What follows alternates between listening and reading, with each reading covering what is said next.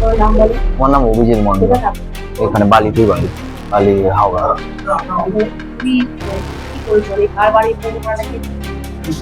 ওই আমি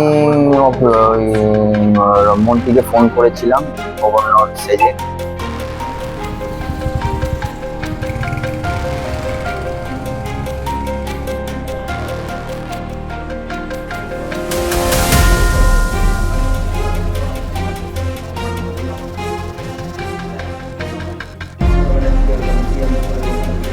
যোগীও ফোন করেছিল, কি নাম করে বলছো? মমতা ব্যানার্জিকে ফোন ধরেছিল, ফোন ধরেনি ওই নাম্বারটা পাবো, তাই তো?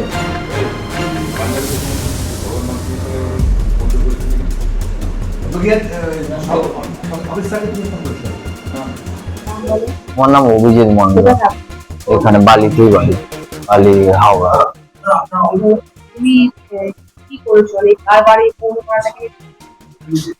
ওই আমি মন্ত্রীকে ফোন করেছিলাম গভর্নর সেজে, এবং ফোন করে বলেছিলাম যে আমি আমার একজন অভিজিৎ বলে একজন আছেন এবং ওনার সাথে কাজের জন্য যাবে আপনার কাছে। সেটা উনি ফোন ধরে বলেছিলেন যে না এটা, তারপরে থানায় কমপ্লেন করে।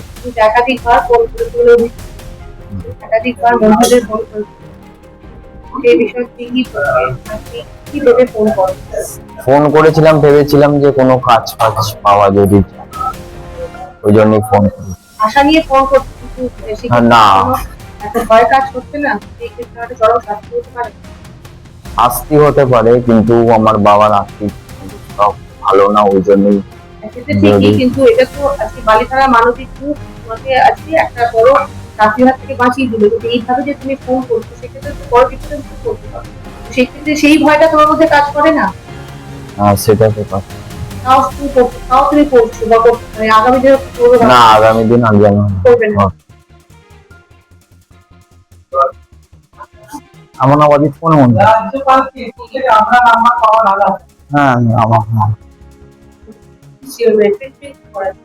ট্রিটমেন্ট বলছি, ওই তো মানসিক রোগের ওষুধ খাচ্ছে, কাউন্সিলিংও করাচ্ছি, কিন্তু কিছুদিন খায় তারপরে আর খায় না, খাবে না, রেগে যাবে, এটা ভেঙে দেবে ওটা ভেঙে দেবে, বাড়িতে রেগে গিয়ে একে মারবে তাকে মারবে, প্রচন্ড রাগে। হ্যাঁ হ্যাঁ, আমি তো চিন্তা করে থাকি, আমি ঠিক মতন মার্কেটে যেতে পারি না, ব্যবসা করতে পারি না এদের জন্য। কিভাবে আমার সংসার চলবে, করবে। আমার মেয়েটা টাউনে পড়ে, ও গাড়ি মাস্টার, 3টে মাস্টার আছে, ওদের মাইনে পত্র দিই, তারপর কিভাবে কি করবো, এর জন্য আমার চিন্তা বেশি ঘুরে যায়। কিছুদিন হলো, তারপর হয় না, মা কাজও করে না, বিয়ে করতি, ওই ঘরের সব কাজ করতে বলে আমাকে, আমার উপর সব পুরো সংসার।